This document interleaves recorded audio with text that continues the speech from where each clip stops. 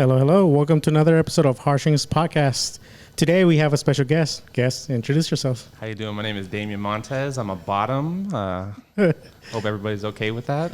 My wife isn't, but we'll get through it.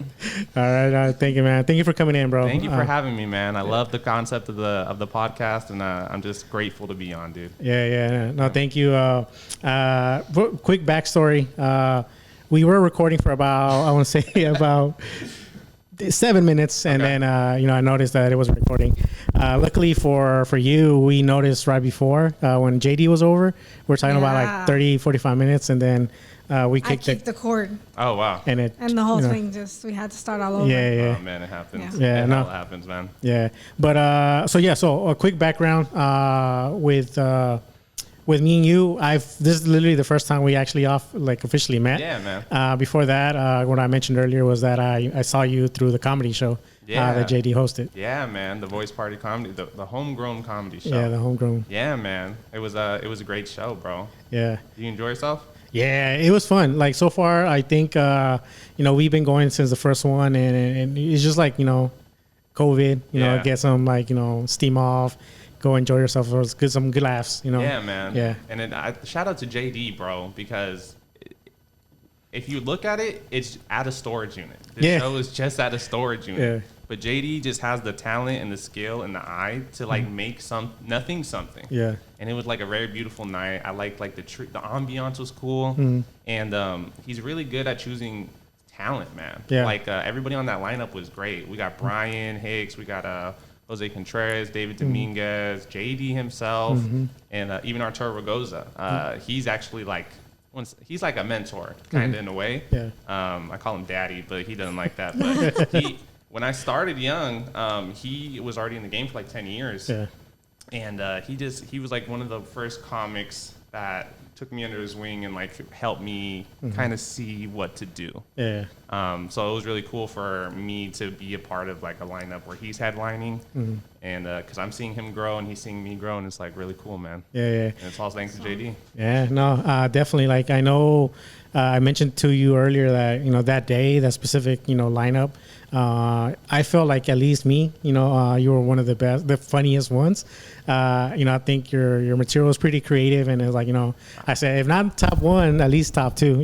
Thanks, man. Yeah. You're making me wet. Thank you so much. Yeah, man. Yeah.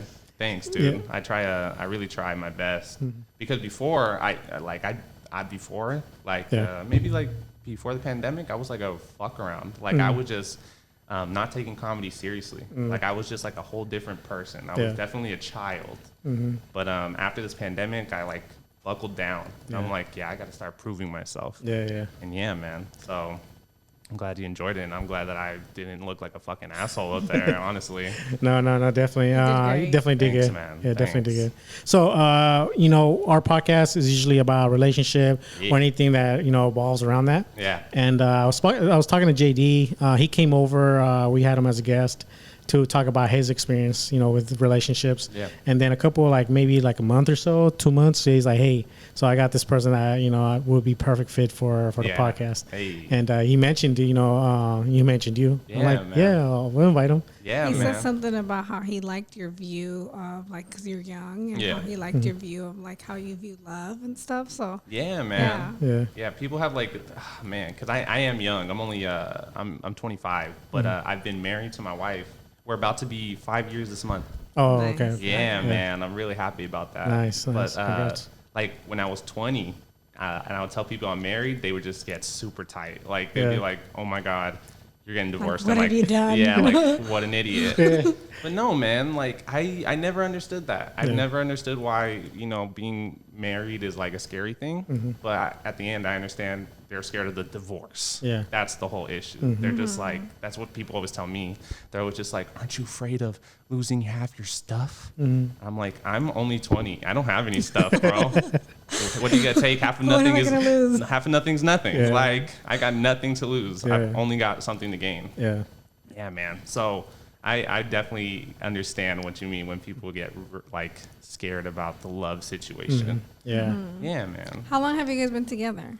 I've actually known her since I was a kid. Okay. Nice. Yeah, man. That's so, beautiful. Our moms were friends, and we were friends. We didn't go to school together, but we were always around one another. And like I said, I was a giant fuck around. That smells good, man. It's gonna spray right in your face. No, I'm with it, man. I'm upset that I didn't get to wear my cologne for you guys. Fucking forgot. Yeah, it's all good. But yeah, no, I've known my wife for years, like since we were kids, and I would just always like fucking around and playing that. Once I got serious and matured, I just saw her. Like I was like, oh wow, you're actually so much better than everybody in the world. Yeah. She was actually, I would say she was like my 4th serious girlfriend. Yeah, I've only had like 4 serious girlfriends in my life. Everything else, I was just been hoes and thoughts and shit. Yeah. But it's just one of those things. It's like when you know you have something good, when you see something good, you have to take it. Yeah. And I was just like that. I was like, I've already experienced this other stuff, and I've known you for so long, like. You are treasure. You are gold, diamond. You are it. You're man. it. Yeah. You're it, man. Did you always have like feelings for her growing up, Not or even it's a just little like bit. grow, like as you grew? Not even a little bit, man. Like I was just focused. I don't know what was wrong with me. I would just focus on other things. Yeah. And a lot of people think like, oh, was she like not your type or anything? Not even that. Okay, I had no It just type. didn't cross your mind. It didn't cross my mind at all. I was just in a different mindset. I was just like, oh, I'm just gonna fuck around and do this and that and everything. But once I got serious and then I really looked at my wife, I was like, wow, like you're a fucking treasure. Yeah. And I can't believe that no one's ever found you yet. Yeah. Yeah, man. And it's cool because she's only had one serious boyfriend as well. She says that she wasn't like the most attractive person growing up. Like she had acne and stuff. And when she got this boyfriend in high school, he was like really embarrassed of her. Like whenever they would want to go like cross each other in school, she would be like want a hug or something, and he would just avoid her. And like that breaks my heart to this fucking day. Yeah. Like, why would anybody do that to her? Well, I understand like some dudes are just fucking small dick energy. Like they're just like, I don't want to be seen with this person, but this is my wife. Oh, you kind You of went black. Sorry about that. She's beautiful. Yeah, she's fucking gorgeous, Yeah. man. I love her hair. I love her everything, man. Like she's amazing. Yeah. And I've always known like acne is not forever and braces and I don't know, like bad hygiene is not forever, hopefully. But I always known like that was just gonna go away because I used to be a 300-pound kid when I was 12. Yeah, man. I used to be short and fat and have a bowl cut and only wear like red, white, and blue shorts and jerseys. I looked like redneck trash, bro. My mom had no sense of fashion. But yeah, so but then I grew up and I stretched out and I got better looking and I didn't know until people told me. They were just like, "Wow, you got hella skinny.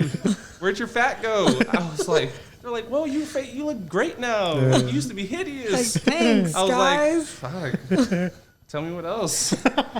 Yeah, man. Yeah. So I grew up knowing that like that's gonna go away. Like, so the fact that that fucking her ex wasn't fucking smart enough just to understand that, like It's okay. That had to happen for you to her. He didn't deserve her. This was my win. Yeah. Like, his fucking loss, dude. It had to happen. Big loss on him, dude. It's a good thing that happened. Hell yeah. Yeah, and it goes kind of like I'm thinking about the concept of when you're coal mining, you're like looking for diamonds, you know, and you're looking through dirt, you're looking through like, you know, it's gonna look bad. Yeah. You know, you're gonna see something, you're like, it's too much work, but you dig in there and you find a jewel. Of course. You know, and it's kind of like something like that. You know, it's like What's crazy is when I actually realized the beauty in my wife, I wasn't even looking for a relationship. I had actually just gotten out of a 2-year relationship with my ex, and that really hurt. Like that one, I learned what a panic attack was because of my ex. I was like working at In-N-Out, and I saw a girl that looked like her.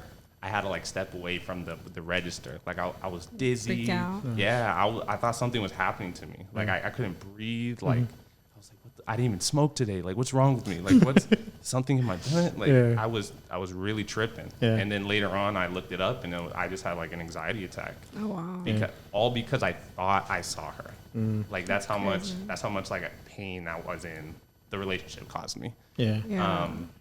So yeah, man, it's insane. So yeah, I wasn't even looking for a relationship, and I was like, I'm gonna be single for a little bit, and I was a hoe, the show, For sure. and like I was just living my senior life, senior year life. I was the white kid in an all black school, so I was like forbidden fruit, and I was on the football team. I had just cut my hair, like I was the guy, and I was just living my life, and I just wasn't really looking for anybody. But then I met her at a party. I got invited to a party, and she was there, and I told my best friend there. Like, I brought my best friend. I was like, look at that girl in the corner.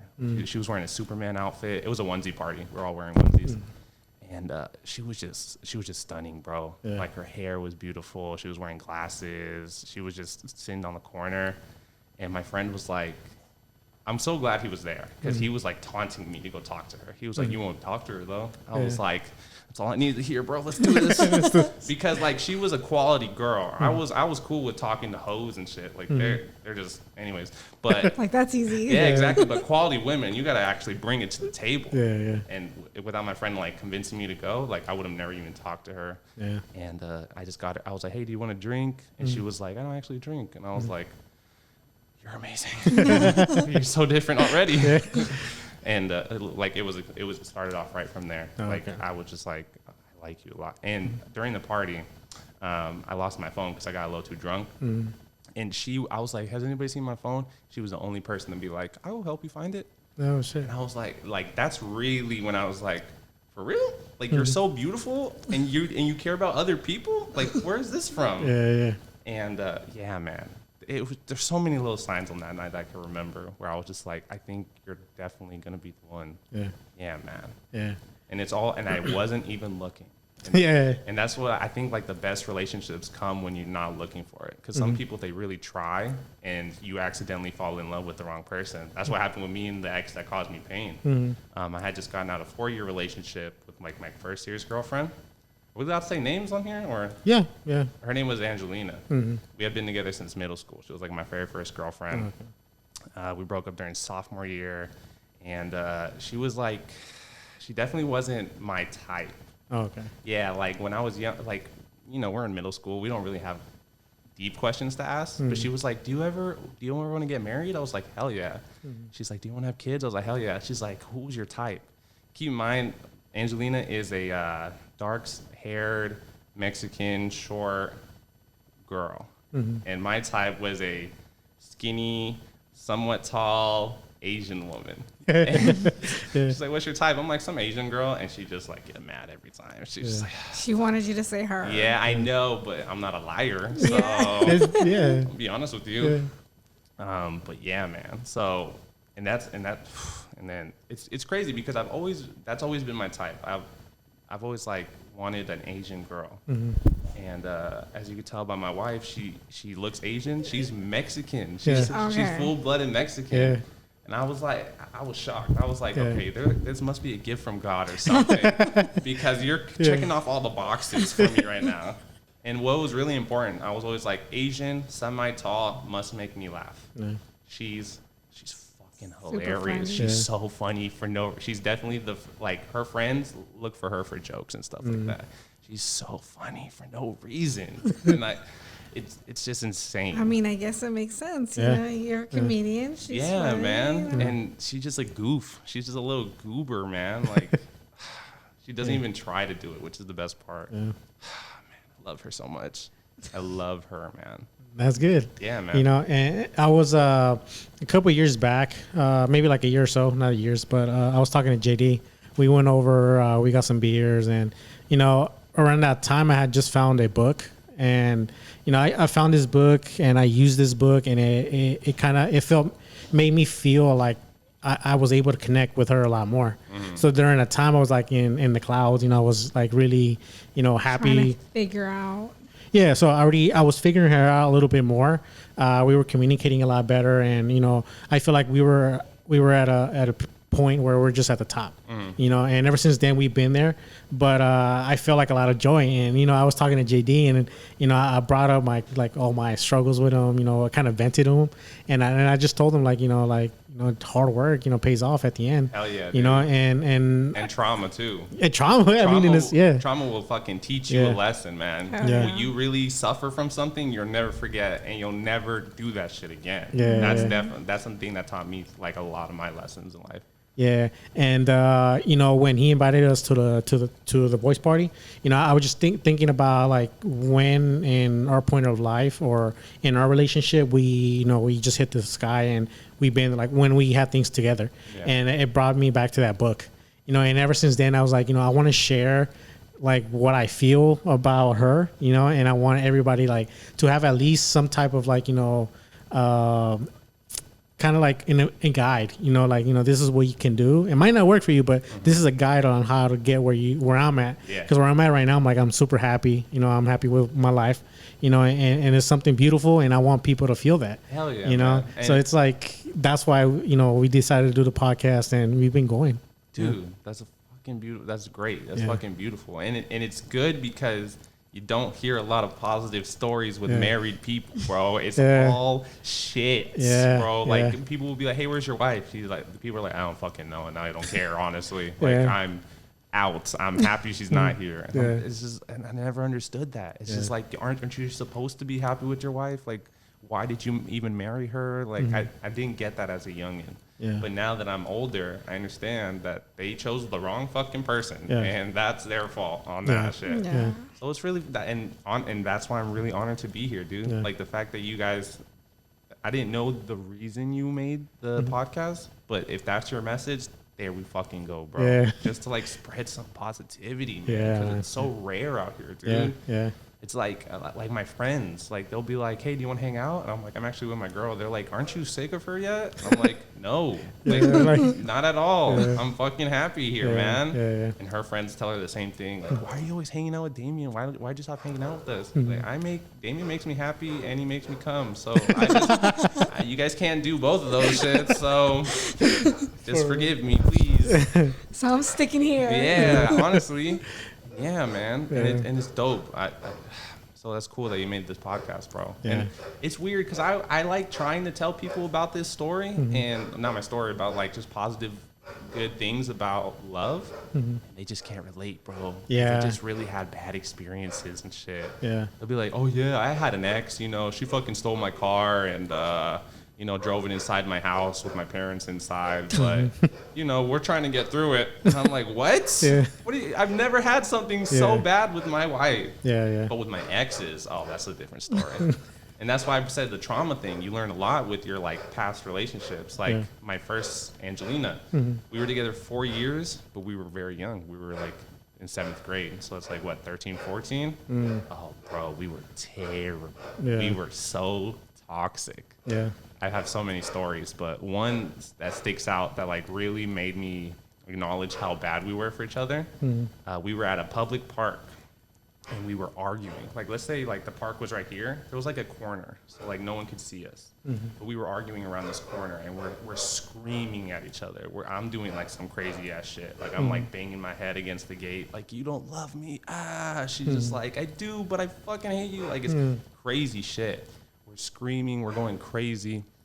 The next day I go to school and I'm talking to my friend Choma, and she was like, I was like, "What'd you do this weekend, Choma?" She's like, "I was at a park this weekend and I heard these crazy people just fucking fighting. They were like beating on each other on a gate and fucking screaming and shit." Like, I was like, "Oh, that's hella funny, Choma. That was me. That was me and Trejo. Isn't that so crazy, bro?" And then the look in her face, she was just like, "We were gonna call the cops on you guys." Like, that shit sounded so scary. Yeah. But my fucking low standard self was like, "Nah, we're okay. We'll get through it. It's just love, guys. That's what love is." It's not what love is. No. Not even a little bit.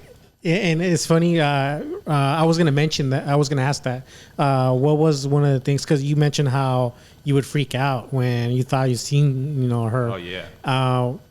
What would you say triggered that? Like, was it just a regular fighting, or was it something that was done or said, during your relationship with your ex? Well, the craziness was with my first ex, Angelina. The panic attack was with my second ex, Cindy. It's very hard to say her name because I met her. Anyways, but Cindy. Cindy was just like a very different girl. Like she was like Trejo was or Angelina was very funny, cool, down to earth, but Cindy was like the cool girl. She was like you're not your normal girl. Like, you know, when people break up and they go date like the goth girl with a lot of tattoos or something like that, like something super left. Yeah, that was her. Yeah, and the reason she was so triggering for me is because at the beginning she was like, I want a forever thing. But then we broke up because that wasn't really her. She didn't want a forever thing. She's not that kind of person. Yeah. Like, I'm a lover. I knew I always wanted to get married when I was like a little kid. She was just trying to be happy. So we were two different people. And it was like, I didn't know how to process that as a youngin. I was like 17 or something. So yeah, about 17. And it was hard to not understand that someone could tell you something and then not mean it when you spent so much time together and shared so much intimate things, feelings. Like, I didn't know how to understand like why she left. And that's the triggering part, because we kind of just left. We just left each other. We didn't say goodbye. We didn't say this is over. There was no official breakup. Nope. We just dipped because it was just bad, man. It was just so bad. And I was trying to fight for us to be together, and she was just trying to be a good person and not hurt me. But like, at the same time, she was not this person that could stay. So it was just like, at the same time she was hurting you. Yeah. So like exactly. So it was just like a bad experience, but I'm glad that I went through it, man, because now, there's like this thing. She didn't like being together all the time. I don't know about you guys, but I'm hella PDA. Like, I love like holding hands, hugging. I'm always like touching my girl. Like, I just love that. I love that. Yeah. And with Cindy, she was just like, let's just kind of chill and shit. Like, you don't always have to do that. And for a moment, I was like, oh, I guess cool girls don't like that. Cool girls don't like it when you're all up on them and shit. But with Myra, my wife's name is Myra. With Myra, her ex gave her no attention. He was like ashamed of her. So then I come in and I'm like, hey, can I hold your hand? Can I touch you? Can I pick you up at school? Can we do all these things? She's just like, oh my God, like, this is all I wanted. Yeah. So it's just like things just worked out, man. Yeah. It's just so cool, because she taught me that what I want, someone else will find attractive, and what she did.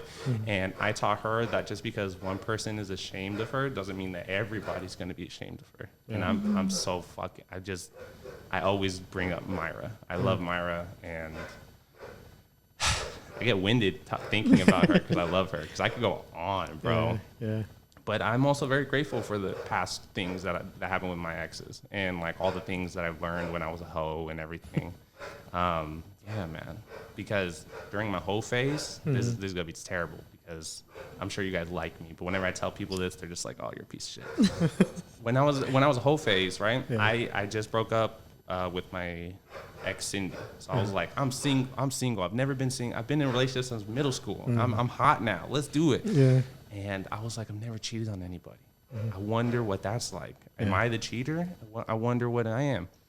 And long story short, I went out with this girl. We were together for like maybe 6 months, and I properly cheated on her. Like, I planned it to the day. I was like, okay, I'm gonna do it this day, and then not tell her, and see how I react and how everything goes. And in the moment, I was like, oh, I don't care. Like, this is really her problem that she chose an asshole. But I was a teenager at the time. So now I'm 25, and to this day, I am ashamed of the pain that I gave somebody else. Yeah. Because essentially, I'm kind of like Cindy. I just did something to hurt somebody else for no reason. And I get why people are like haunted by cheating. They're like, oh, that's not me as a person. And I get it now, man. Yeah. And I'm not glad that I did it, but I'm glad that I learned the lesson. Yeah. And I hope one day that I could tell my kids, like, hey, you don't want to do this. Like, it brings pain to others. Yeah. And that's just the wrong thing to do, man. Yeah. And yeah, man. So that's like, and it even haunts me to this day that I was like, I'm such a piece of shit. Because how could I do that? Yeah, because it's not me. Like, I just did it to see if it was me, and it just wasn't worth it. Yeah. It was just an experiment. Yeah, basically, man. Yeah. College. But no, man, like, I'm just I'm happy I did that. I mean, some people experiment with heroin and shit. So I mean, if you look at least I just cheated. Yeah. Shit, I'm gonna go tell her that. Hey, I could have done heroin. No. But the girl that I cheated on with, like, she's super strong, and I feel like that's the reason I did it too. I was like, I think you get over this. Like, I'm a nobody. And she has gotten over it. Like, I stalk her on Instagram and shit. Like, she went to, she was in the Marines for a little bit. Oh, shit. Works on fighter jets now. She's dating a guy from the Marines. She travels the world. She's got, like, sick tattoos. Like, I'm, like, really happy for her. I'm like, I'm sorry I did that. And I know you'll never forgive me, but you're so much cooler than I am. And you'll always be better than me. Yeah. And hopefully one day I can tell her that in person. Yeah, man. You'll have your time. Yeah, man. Anyway, so the first dick I sucked, I was... That's important, man. Yeah, don't leave the details out. Yeah, man. So you talked about kids earlier. You said have you guys talked about kids, like you and your wife? Yeah, we actually just made a plan. We made a life plan like a couple weeks ago because I want to be a comedian and I want to make it. But it's not easy unless you're fucking gifted. It's going to take a long time. It's a lot of time and sacrifice. And we talked about it, and she just so fucking blessed to have her as my wife. She told me, like, we can start when we're 35. That's 10 years for me. That's 10 years of her waiting just for me to make it. And I feel like that's so acceptable and okay. The fact that she's willing to wait for 10 years just so we can have kids. And I think it's so fair if I don't make it in 10 years, like, hey, all right then. Yeah. Like, now it's time for me to give up my life for you. Because you fucking waited for me. It's, like, only fair that I give up what you want. And, yeah, so, yeah, our 10-year plan, she was like, you have 10 years. You have 10 fucking years to get it together. And if you can't, that's fine. We got to have kids, though. I was like, that's fair, man. Yeah. And plus, there's a lot of people that have kids and still do comedy and stuff. But those people usually miss a lot of their children's big moments, and I don't ever. You don't want to miss out. Not at all. Not at all. I want to be there for my kid. I'm fucking doing these life lessons so I can tell my kid, like, this is what to do, this is what not to do, and make them a better person, dude. Yeah. So yeah. I mean, you're already thinking about how you would raise your children. Yeah. I mean, you just talked about it. Yeah, man. Yeah, I feel like it's very important. Like, some people have accidents and shit, and they kind of just wing it. And I don't know how the fuck they do that, man. But I want to give, like, if I can't provide, like, the best house or the best items to my kid, at least I want to give them the best character that so I wish that, like, my mom or dad could have told me. Because my dad, he lives in Mexico. I didn't really know him. But my mom, she was just like, she raised 3 kids by herself in a regular apartment. And she was just working. So it kind of sucks that I didn't get to learn the life lessons that could have made me a better person. That probably would have been like, oh, maybe I don't need to cheat on people just to learn shit. I could have just been told that. Yeah. But I totally get why. Like, she was literally trying to provide and support us. So I want to at least be there for my kid when he's having, like, a depressive state, or he doesn't know how to make the choice in life, like, or give him the confidence that he needs. And honestly, like, with and it goes into Myra too, because I think your soulmate represents their mom a lot. Does that make sense? Like, your wife is what their mom is, because that's how they grew up. The mom raised them. And honestly, Myra's mother is the best fucking mom out of all my past relationships ever. Like, Angelina's mom, she was, like, on welfare, which is nothing wrong with welfare, but she was, like, living off it and just, like, finessing the government, and she really didn't care about the kids because money was coming in and they'll take care of themselves. Cindy's mom, she was, like, kind of focusing on other relationships, so she didn't have time for her daughter. But with Myra's mom, oh my God, it's insane. Because, like I said, my mom wasn't around, totally fine, but, like, there's, like, we didn't talk as much as a family. We didn't have, like, those dinners or anything. We didn't share about our days. And I feel like, you know, that's what made me go out and try new things, like drugs, or, like, just trying to change an environment. Myra's done none of that. She's never tried drugs. She's never drank. She never felt depressed. She's always felt, like, positive. Yeah. And it's because her mom just like raised her right. Like she just was there and told her how to do everything. And I'm not saying that Myra's parents are perfect. Like they're like stereotypical Mexican. Like they don't talk to each other, but they're still together. You know what I mean? Yeah. They're still working as a family, but not on the same team. Yeah. But you know, and it's just, I just really looked up for that. Hey, speaking of my son, oh yeah, I didn't tell you I have a son. Saba, come here. There we go. You want to say anything? I was hoping he's like, thanks for having me. Yeah, thanks for going. You were talking about my mom. What you guys saying about my mom? Huh?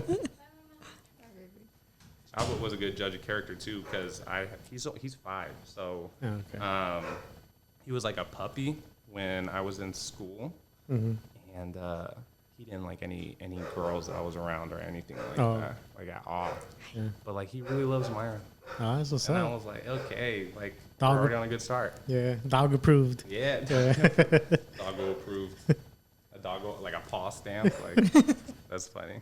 Yeah. But yeah, man. So I looked into like her family as well, and just the fact the way her mom raised her. I was like, you already have something ingrained in you. Oh, you see? What happened? Yeah, man. It's all good. Yeah, I mean, they just put it real quick. Keep going. Oh yeah. Sorry about that. But yeah, her mom is like, when I saw her mom and how cool she was, I was like, you have something in you, and you raise your kids right, and I really look up to her for that. That's nice that you have a good relationship with her. Oh yeah, bro, and she doesn't even speak English. Like, and my Spanish is trash, bro. And the fact that we could still have some type of relationship, like, it shows so much character on her side. Yeah. But yeah, our relationship is great. There was a time where I was actually living in my van. I lived in a van for a little bit. I had just got kicked. Well, yeah, I got kicked out of my house. My mom was dating this guy. They were wilding out. It was just weird. So I had to go. I didn't have anywhere to go. I don't like asking people if I can stay on their couch or anything, because I don't know how long it's going to take. And at first I was just living in my car. I was like, I don't have enough space. And plus this guy. So I bought a van. I bought like this van for like $2,000 out in Modesto. And I just lived in it for about a year and a half. And Myra's mom was just so cool about it. She was like, if you ever need come shower, come shower. I have food, like beans and tortillas, anytime you need it. Like, come. Like, she was just so cool about it, man. She was so awesome. Versus my other ex's moms, they were just like, why are you still here? Like, don't you have parents? And I was like, well, kind of, in a way. They're working, so. Yeah. But Myra's mom has just always been like, no, come, whatever you need, please. Like, super accepting. So fucking cool, man. I mean, she's not accepting on drugs. Like, she's got limits. Yeah. But I like to think that she sees that I make her daughter very happy, and she's just like, please come, let us, whenever you need help, we got you. Yeah. And it's so weird, because I come from like a dysfunctional family, and seeing this normal family, it's like, how the fuck did you guys do that? Like, what do you mean you tell jokes with each other? Like, every time I try to tell my mom a joke, I get grounded. Like, how the fuck does this happen, bro? Yeah. It's weird. It's a different environment. But at the same time, I feel like it made me a better person, because I was like, oh, this is what functionality means. This is how, like, she became a great person. And it's just really cool to see that shit. Yeah. And it's another reason why I want to start a family with her. It almost makes me think of like how your mom is, like his mom. I never had I grew up with my mom. It was just me and my mom, and it wasn't the greatest relationship. Yeah. But then when I met his mom is super nurturing. Like, she was always like, baby this, always like babying him, and just being there. And I didn't know how to like accept that. Like, I was just like, why does your mom love you? Yeah. Exactly. What is this? Yeah. Love? Like, what's going on there? Yeah. It took me a little while, but like, I see her now, and it's just like, she's my hero now. Honestly. It's like, honestly, she's the greatest person. Like, she has like showed me so much. She spends so much time with our kids. It's like, she's so nurturing to them.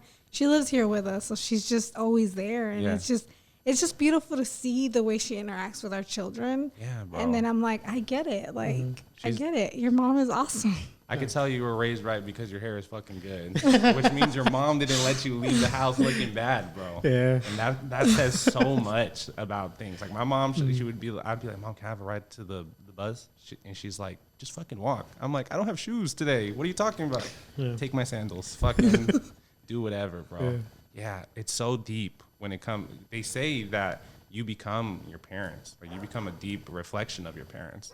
And there was a time where I started noticing the toxic habits with myself and the way my mom deals with things.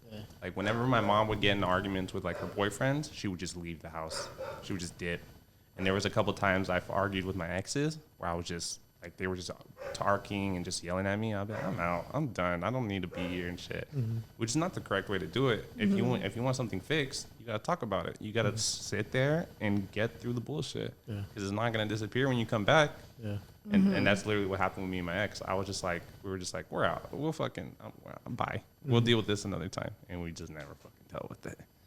Yeah, that's crazy. Yeah. Yeah, man. Yeah. So going back to the whole thing with the kids, you know, so it seems like you have a bond with your, you know, wife and, you know, her family as well. Has that made it easy for you guys to like, you know, have made a decision? Did you guys talk about it early on? Or was it something that you kind of just gradually like, you know, hey, you know, I think it's time for kids? Well, it was kind of crazy because she's 2 or 3 years older than me. So she's 28. And, you know, it's different for women with their bodies. Their clock is ticking and shit. So at first she was like, I want to have kids when I'm 30. And we were like, I was like 20. She was 23 at the time. So she was like, I want kids when I'm 30. And I was like, I'll still be in my 20s though. Like, that's too fucking much for me. Yeah. And so it was like an awkward conversation, but it wasn't a hard one. It wasn't like now or never, or it wasn't like, it wasn't a deal breaker. Yeah. And man, I love her so much because so many people would be like, nope, I'm out. Yeah. You have to do this or I'm not doing this anymore. Yeah. And the fact that she gave me 10 years to follow my dreams, man. Like, yeah. Oh, that's crazy because that's something we were just talking about. Like, sorry, there's some people that there's some people that expect a finished product, like someone who's already where they need to be or where they want to be, and like they won't stick around to like watch them grow or like grow together. It's just they're just be like, nah, I'm good, I'm out. Yeah, I'm gonna go find this. I'm gonna go find my millionaire guy person. Exactly. They better have a Benz and a mansion with no kids. Like they have all these unrealistic rules, man. Yeah, that's why I was so fucking. You know, really like where I was like, all right, this is I have to lock you down. With Myra, we were just talking one day and I was like telling her these hoe stories, like these crazy stories that I had. Like one night, I went to this girl's house and we were, you know, doing our thing, and she was I feel like we're like in a good spot. I'm just about to ruin it. No, you good. So she was like giving me head, and I was like, cool, this is normal. And then out of nowhere, she put her. So like I was standing up, she was giving me head from like behind, like she was like pulling it. It was a thing, and out of nowhere, like she put her tongue in my ass, and I freaked out and I punched down. I said, "What the hell?" And she was like, "What the fuck?" I was like, "I didn't give you consent. What the hell was that, bro?" Like, so I'm just telling her these crazy stories. I told Maya these crazy stories I've had in the past, and I was like, "Okay, your turn." And she's like, "Don't have any." And I was like, "What?" She's like, "Yeah, I'm still a virgin." And I was like, "But you're fucking, you're you. Like, how you're gorgeous and shit." She's like, "Well, he was kind of ashamed of me, and I was never really thinking about it, and he really didn't push it, so it didn't happen." And I was just like, all right, we're getting married. Like, done deal. Yeah. I don't know why life has not treated you the way you deserve to be treated, but I'm taking the responsibility of this now because I'm tired of dealing with hoes, and you haven't had any experience, and I'm still clean, so let's get to it. And that was really like one of the things that checked it off. Not that I care if people are virgins or not. Like, everybody has stories. Yeah. But like, it's just, I just felt like I needed to show her things and like treat her the way she deserved to be treated and stuff. You're like, you're perfect. Fucking perfect, bro. And it would fucking suck if some asshole like just took advantage of you at a bar or something. And she's like a very sweet girl. She could be down for a one night stand, but I'm sure she would want a relationship for her first time and things like that. And I was like, I would be honored to be your fucking first time, honestly. And it was a great first time. Like I made sure to make it very beautiful. Yeah, man. And it was just so many little things about her. I was like, I need to just make you live life, and I gotta be there for you, man. Yeah. Like I just want to make you happy. Yeah, man. That's beautiful. Yeah, man. I'm really like, you know, just listening to your story. I'm like, I'm really glad that you guys found each other. Yeah, man. It just sounds so beautiful. Like it sounds like you treat her well. She is what you needed, and it's just. Yeah, it's awesome. And it was just so random.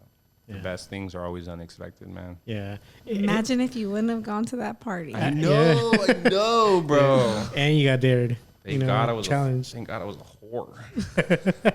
So it seems like, you know, and I've seen this before where sometimes kind of like what you were saying, like you were missing out on something. She was missing out on something. So it's like you guys came at the right time when you needed each other. You know, and that's just kind of like, you know, not an easy path, but it's a clear road to like, you know, establishing something beautiful. And it seems like, you know, you guys are going that way. Yeah, man. And it's not always beautiful, you know, not saying that we argue, but like there have definitely been some hard times. Like she lost her best friend. Not that she died, but she just turned really fake on her out of nowhere. Yeah. Her best friend was the person who threw the party. So they were like really close through all of college. They were like, they bonded over like One Direction and they loved going to concerts together. Like they were really close. Yeah. But then once like I started hanging out with the best friend, I started noticing these like really bad habits of her. Like all we would talk about is just talking shit about people. But at the same time, she would be cool with these people in real life. And I would bring this up to Myra. I was like, do you think she does that to you or about me? And she's like, nah, never. And then like one time we got in a fight, she told her best friend, everybody knew about it. That's totally fine. But she was like fake. She was talking shit about Myra. She's like, oh, Myra's fucking dumb for being with this dumbass. And it's like, I thought you were her best friend. Like, why would you say that about her? Long story short, she got caught up. Myra found out she was talking shit about her when it was supposed to be a private conversation. And her friend, instead of being like, hey, I'm wrong and I didn't do that to you, I wasn't being a good friend, she dipped like I dipped on my ex. She was just like, I'm out, bye. I'm just not gonna deal with this. Even though I got caught, I'm not gonna deal with you, bye. And that really hurt Myra because that was her best fucking friend. Yeah. And to lose someone that you really like trust and just have all this connection with over like something that could have easily been fixed, over pride, it was really painful for her. Or like gossip or whatever. Yeah, man. That's crazy because like a lot of the things that you're talking about, it's like we could literally relate. Yeah. Like, I too, I had a friend who I thought was like really close to me, and I just found out some shit, and it's just like it is really hurtful, and it's just like we, as the person who's with me and cares about me, it's like he couldn't step in and like, you know, put her in her place because it's like, what am I supposed to do? Like she's another woman. Like what am I?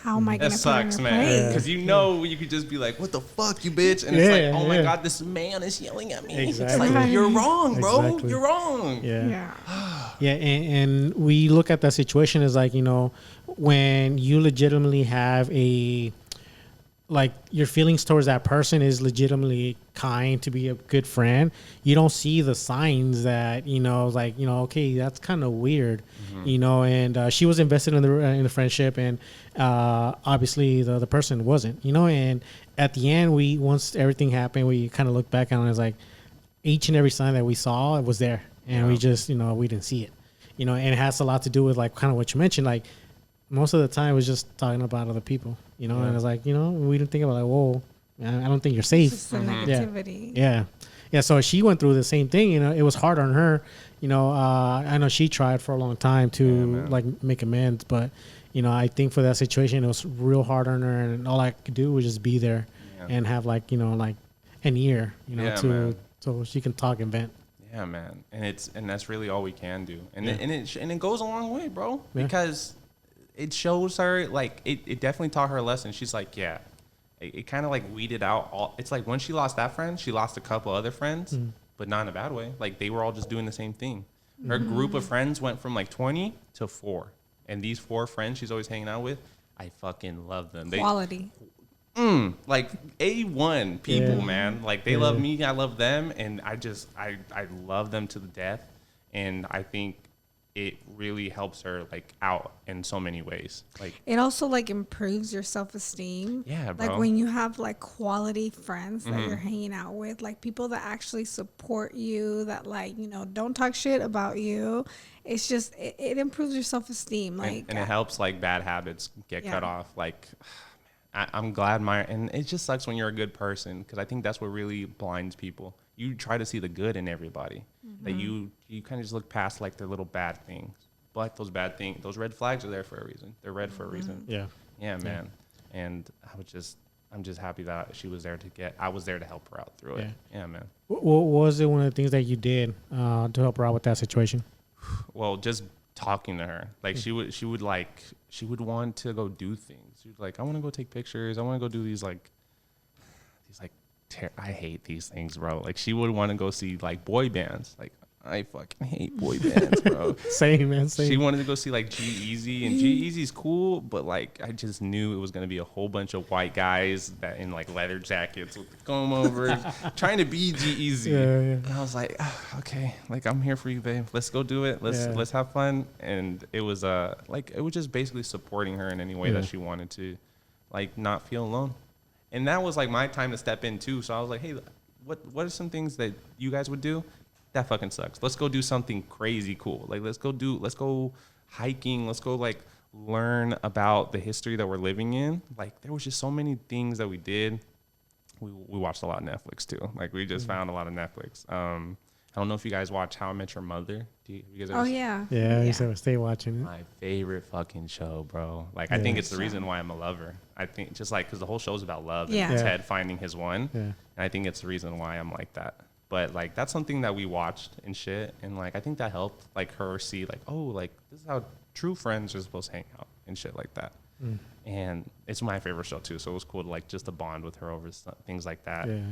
We also got Shaba, and that was cool just to, like, hang out with him. And she was still going through school, and I was helping her out. Like, there were just a lot of things where I was just able to help with her. And plus, her mom was there, too. So her mom they already have a good relationship. So it's like, it hurt her, but she didn't fall back on anything. Yeah. She had the support to, like, hold her up. Yeah, man. Yeah, that's good. Yeah, man. I was happy to be there for her, and I'll fucking always be there for her. Yeah.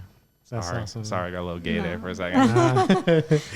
Nah, it's beautiful, man. Honestly, just listening to you and, you know, the way you're talking and expressing yourself, that's beautiful. You know, I wish everybody was in that situation. Yeah, you know? man. Same, dude. And I just hope people fucking find their right person. I feel so uncomfortable when people, like, try to give advice about their relationship. They're like, oh, you have to have sex 3 times a week, and then you got to communicate for at least an hour every day, and then you got to go do a group activity, and then go cook with each other, because if you don't, then you're going to separate. It's like, just fucking relax, do whatever works for you. Do what fucking works. Like, you don't know how this person works or anything, but I think the best advice, I don't like giving advice, but the best advice that I could give anyone is, like, you gotta vibe with them. Yeah. You just have to vibe. Yeah. And don't ignore the red flags. Because those red flags are serious. Yeah. Like, people that, like Angelina, my ex, like, her mom would get really upset over little things, and Angelina would get upset over little things.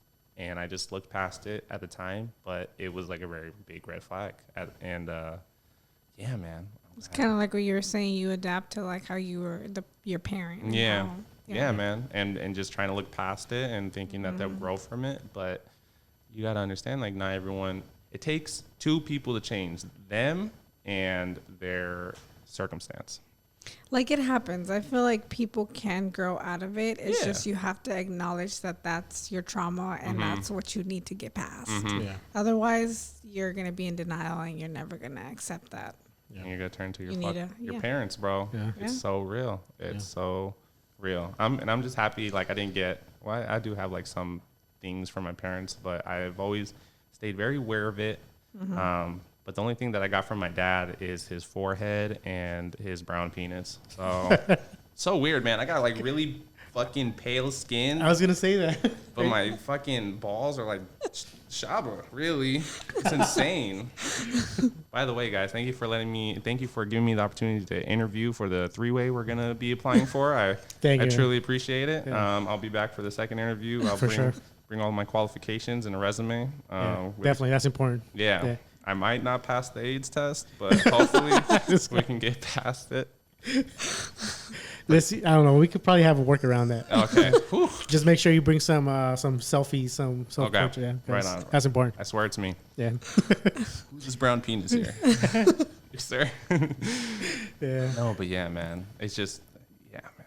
Man. Sorry. Yeah. No, I mean, it's beautiful. Like, kind of like how he was saying, the way you like talk about her and everything. I mean, we started off young too. We started dating when we were 17 and we had our first child when we were 21. Wow. Yeah. So we're on baby number 3 now. So, you know, yeah, thank you.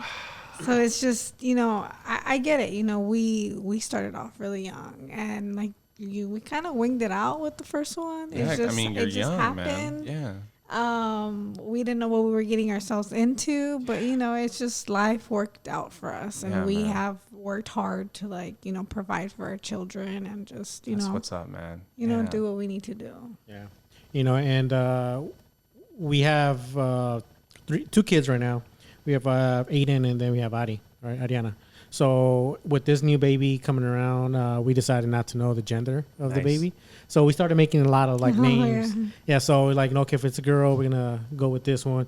For girl names, we have a lot of great names. We can agree on girl names. We cannot agree on boy names. Yeah. So with boy names, we're like, okay, well, we had our top 3, and then we go back a couple of weeks later, and like, you know what, 3 is not too good. Let's go number 1 and 2.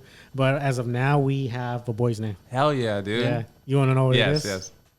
It's Damian. Oh, I'll fucking slap this microphone right now, bro. You know, it's yeah, dude. Yeah, you know, and it wasn't till like maybe couple days ago. It's really funny though, because with our son, I suggested that name. Yeah. He's 10 now. So 10 years ago, he was not down with the name Damian. Yeah. Cool. But then he brought it up this time around. He said, "How about Damian?" And I was like, I like that name. Yeah. I suggested that 10 years ago. Like, you son of a bitch. I got a great idea, babe. Ready? Damian. Yeah. Yeah. So, you know, we were just kind of going back and forth, and like we said, like with the girl names, okay, we got our top 3, and then we've kind of been going back and forth with 1 and 2, but we have a pretty good idea. With boys' names, it has not been, you know. I mean, I wanted to name our son Mario. His name's Nice. Mario. I wanted to name him Mario, but he was playing too much. Yeah, I was. Yeah. So now with this one, like if it's a boy, it would be unfair for Aiden, for my son, especially because he likes it when people call him Little Mario. Yeah. It wouldn't be fair for him to be Mario. So like, you know, let's give him something else. And we kind of went around a couple names, and then it just didn't really click. Now, if the baby was born today, like, okay, it's gonna be Damian. Right on, If man. it's a boy. But yeah, so I actually, I mean, the name is a great name. Yeah. Great choice for the name. But I like the name because, like, it's very unique. You don't meet a lot of Damians in this world. And when you do, like, they tend to be some type of quality guy. yeah. Plus, like, people back in the day before FaceTime and shit, like flip phones and shit, like, when I would call people and I tell them my name is Damian, they think I'm a black guy. They'd be like, Damian, okay, he must be cool. He must be sounds nice on the mic and shit. But I actually, I wouldn't say my life was saved, but, like, I actually, how do I say this? I almost got jumped, and the reason I didn't was because of my name. Oh, nice. Yeah, man. I was walking home from middle school. I cut through an alleyway, and there were just guys, like a group of 5 guys in the alleyway. They're like, what the fuck's up? You know, whoop-de-whoop.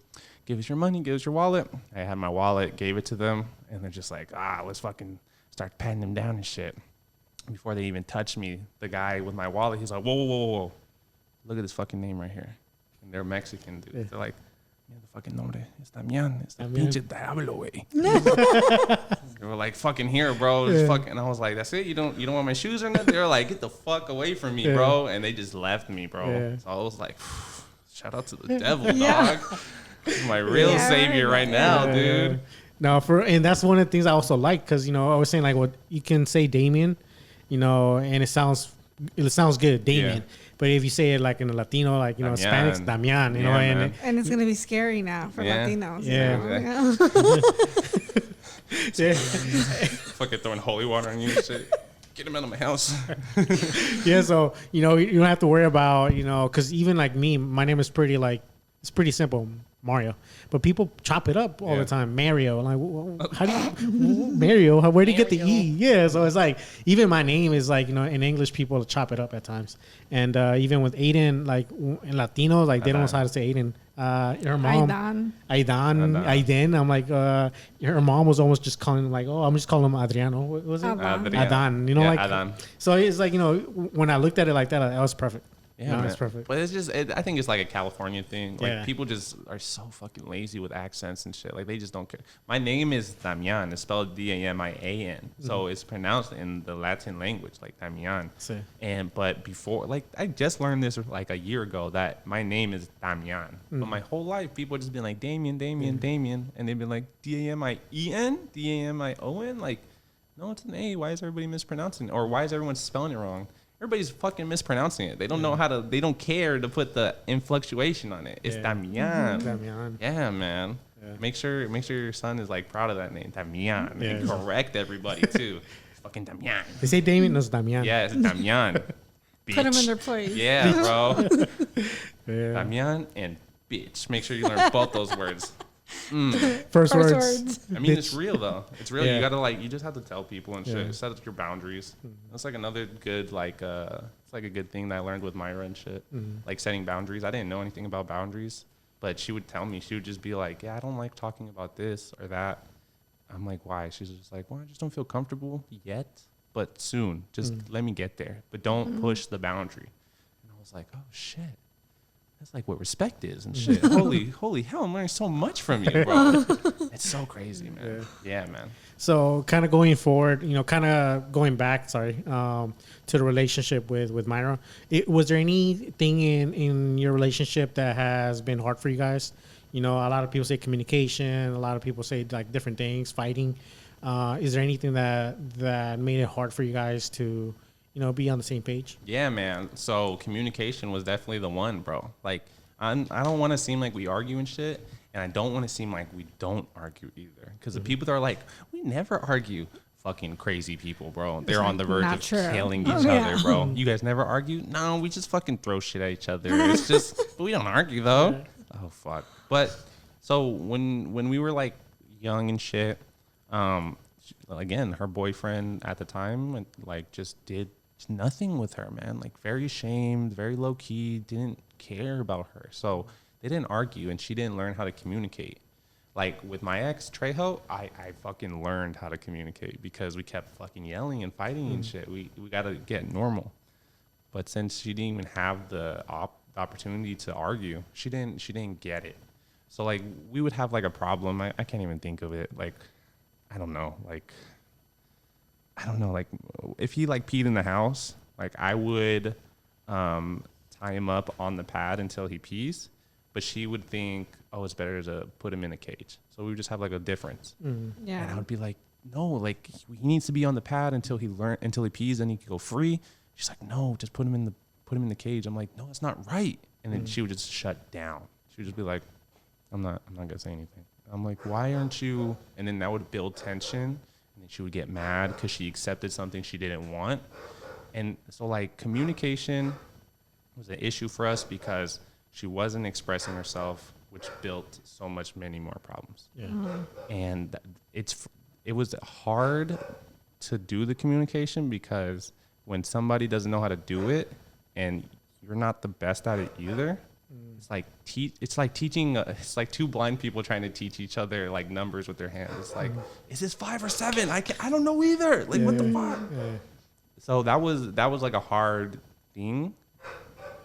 But the best time, and it was hard, but it helped me grow a lot too. It helped with my patience. Like I am very like tight. Like I'm like I have a short fuse.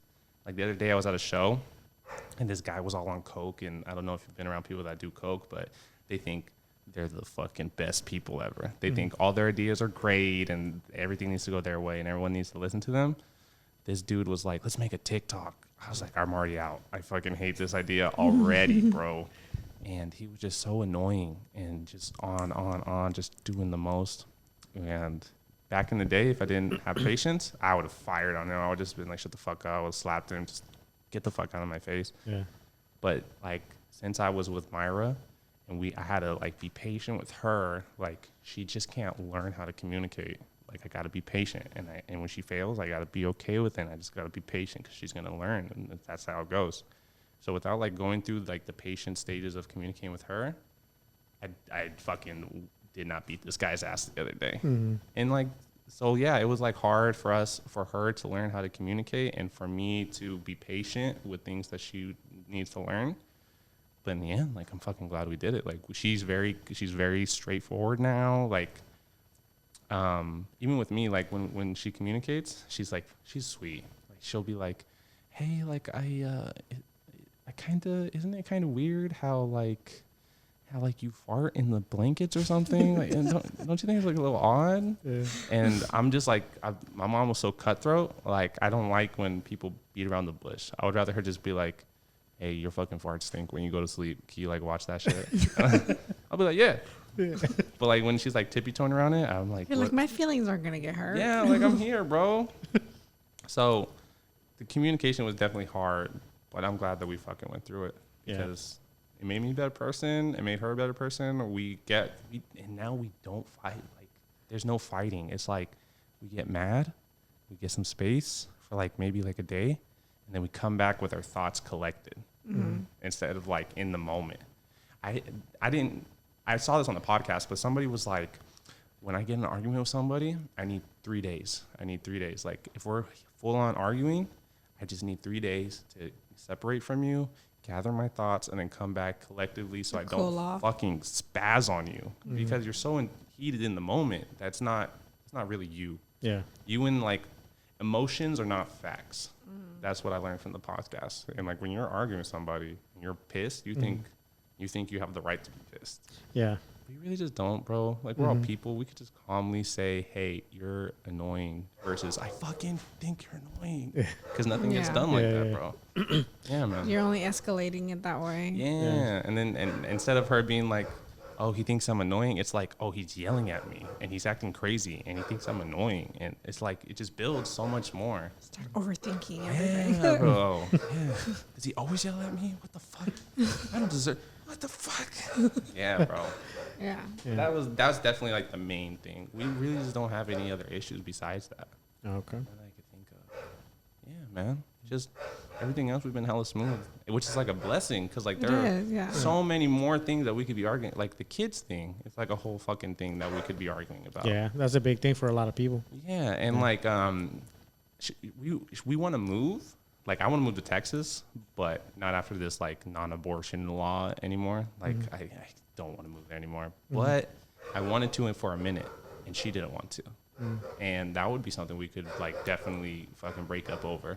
But no, we talked about it. And we're just like, we'll figure something out. Agreed on. Yeah. Not now, but maybe in the future, and maybe we'll find something better. And, yeah, man. Like, we're it's just about coming up with a plan together, something that works for both of you, something that you're both happy with. Yeah, man. Yeah, and it's with supporting each other. I feel like there's a lot of different levels of support. You know, like, oh, you want to go get another job? Okay, I'll support you. Yeah. Or you want to get a specific type of car? I'll support you. But then there's other things that are a little bigger than others. Like, for example, having a kid, having to wait, 10 years. That's a big thing for a lot of people, right? And the fact that she put your feelings, in front of hers, that says a lot about how she feels about you. And then you taking it into consideration and expressing the way you do says a lot about how you feel about her. Yeah. So that all that together on its own, it's already like, it's beautiful, and so you keep talking about how much you love her, but I think she loves you too. Yeah. I think she does too, bro. Yeah. I'll ask her tonight. We'll double check with her. Like, do you love me? Yeah. Hey, you do love me? Are you sure? I ask her every fucking week, bro, because I'm too much. I feel like that's something my exes will tell me. They're like, why do you always want to hang out? Like, why are you always trying to hug? Like, why are you always doing the most? I'm like, I fucking like you. What are you talking about? So like when she's I have to ask her once a week. I'm like, do you still love me? Like, am I being too much for you right now? She's like, I love it. Should I tone it down? Should I tone it down? She's like, turn it up. Turn that shit up. Turn it up. Yeah. I need more, man. Yeah. And also, I don't want to leave you out of the whole thing, but the fact that she's letting you, wait 10 years, and then you kind of having that mentality was like, okay, after 10 years, like, okay, that's it for me, because you want to focus on the kids.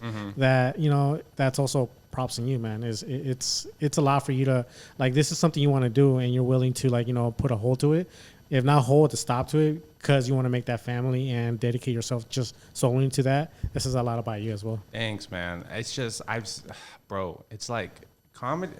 Chasing a dream is kind of like having a relationship. Yeah. You're giving your all to it. Yeah. And when you have a relationship, it's not fucking fair to not give your all to your significant other. Like, that's kind of asshole of you, because they expect like this love and everything that you offer, and you're not even fully there. Like, you're kind of wasting their time at that point. And it's hard. It's hard to like there's a lot of nights, because there's a lot of nights where like we don't get to have dinner together because I'm out doing a show or something. And that's something we could argue about. Like, you're never fucking home. But she understands that I'm not bullshitting, and I'm doing the work, and I'm trying to fucking take her places, because she's a traveler. She likes traveling and shit. Mm-hmm. And if I want to go on tour, we're fucking made for each other. Come on tour. We're going to go everywhere. And we get paid for it too. Mm-hmm. So we're out, bro. And so that's like a thing too. It's like, it's hard to put your all into two things without collapsing. Because if you collapse, then you're fucked. Yeah. And if 10 years is all I get, that's more than enough time for me to do what I got to do. And if I don't, that's fucking fair. And I'm going to continue giving you everything I got, because you gave me all your time. Now I'm going to give you everything. Yeah. Yeah, man. That's compromising. Yeah, man. Yeah, man. It's all about compromise. You can't, nobody is exactly the same. Yeah. Nobody is exactly the same. Yeah, man.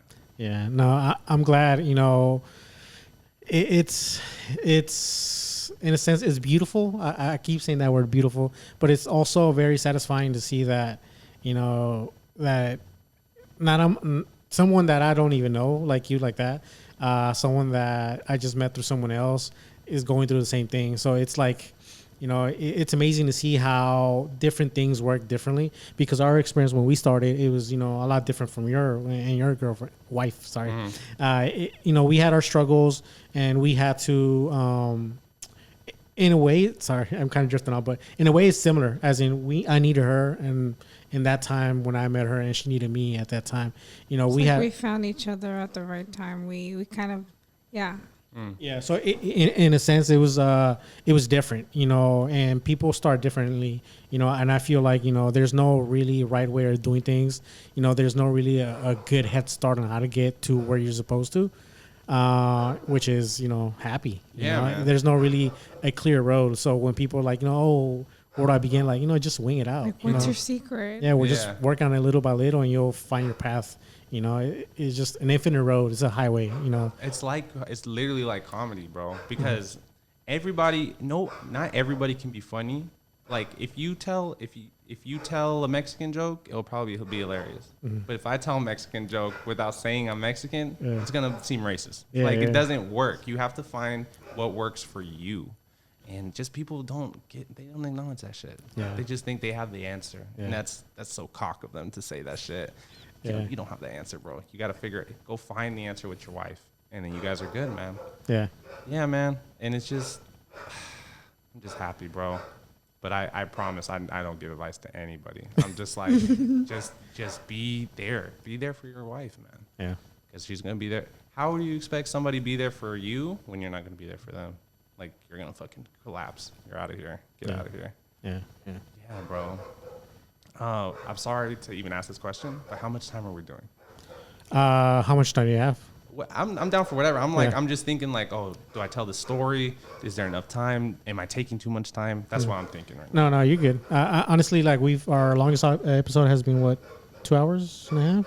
So we don't really have like a time frame. Like, you know, we don't have people coming over after. We usually just try to do one a day, and there you go. Because in a sense, we also try to like give as much time as possible, and we don't want to kind of cut it short. Like, hey, you know, okay, it's all good. Let's wrap that up and let's go to the next subject. No, right on. So you got time. Cool, man. Whatever you want to share, bro. Like, you know.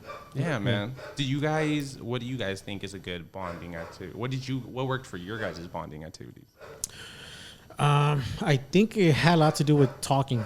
Yeah. Honestly, with her in particular, it can be like a different things. Sometimes it can be just quality time. It can be just talking to each other.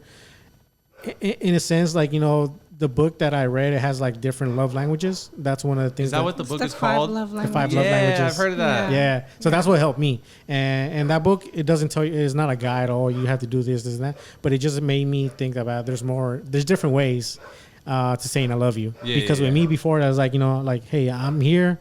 I'm with you for this long. Like, shouldn't that be enough? Like, I'm here with the kids. I'm here, aren't I? Yeah, exactly. Yeah. Like, and that was my mentality back then. It's like, you know, I'm here with the kids. I take care of them. I feed them. How is that not me saying that I love you? And she needed more than that. Yeah. So I kind of like try to experiment a little bit with the things I would do. I would, you know, cook a little more. I would take out the trash, even though I'll forget sometimes. You know, I try to do like different little things to like bond with her, you know, and just recently it's just the communication part got a lot better. He started expressing himself versus like holding things in. And I think that helped a lot with you know, having that bond, you know, and just talking about it and saying something right off the bat without, you know, making her frustrated, me not expressing it, you know, and just kind of like whenever she's upset and I get into like, you know, automatically assuming something or getting frustrated, it's like, okay, let me calm down. Like, okay, what is it? What do you want me to do? Like, okay, you know, it's just... Because anger is like the first instinct. It's like you're frustrated because you don't know the answer. It's like when you're doing a math test and you're just like, it's like, okay, 2 plus 2, okay. I got 5. There's no 5 here. What the fuck am I doing right now? Yeah. And so, anger is like natural. Yeah. And it's crazy that's natural. But it's so... It's simple. The fact that he just get escalated by being like, okay, what do you want? Like just the simple question. It's just like, oh fuck, bro. Yeah. Why didn't no one tell me this? Yeah. And before, the thing is, we would have our arguments, and there's been a few times where I felt like I wasn't in the wrong, and I felt like she was exaggerating, and I was like, you know, okay, I know I'm in the right now, so let me let you talk, and then I'll let you know how you're wrong. You know, and it wasn't. I've been there. Yeah, and you're just like, okay, you're fucking. Yeah. It's like, okay, I understand, but you said this and you did that. I'm like, you know, and she would always tell me, and I didn't quite get the hints. It's like, you know, you don't understand me. You don't understand what I'm saying. Yeah. It's like, I know what you're saying, but you're still wrong, you know? Yeah. And that did not help at all. Yeah. You know? You don't even need to say that part. Yeah. My favorite fucking line is when we're arguing is, okay, I hear you. Mm-hmm. That's it. Yeah. Like, that's my favorite fucking line. Because I used to go like, okay, I hear you, but blah, blah, like that but, oh, you're fucked. You just canceled everything. Yeah. Because everyone just wants to be heard at the end of the day. They're expressing, hey, I feel like A, B, and C, and blah, blah, blah. And it's like, okay, I hear you. I might not agree with you, but I hear you, and I'm processing what you're saying, and I can hopefully change it in the way. Mm-hmm. Yeah, man. I love that saying. Yeah. Okay, I hear you. That way, and they can't argue with you either. Like if it was like, yeah, you fucking hear me? It's like I'm doing it. I'm doing it. You can't get mad at me. You have to trust that I hear you, and I'm gonna act on it. Yeah. That was my favorite. I love that fucking sentence. Okay, I hear you. Yeah. My friend, he's an asshole. He loves gaslighting his girlfriends. He's just like, he's still in the mentality of like, oh, they're fucking wrong. Like, I don't know what the fuck to say. So whenever like his girl, he's a bachelor. He just goes out and hunts. But whenever whenever the girl's like, oh, you're fucking always, he's also a comedian. He's like, you're always fucking out. You don't spend any dinner time with me.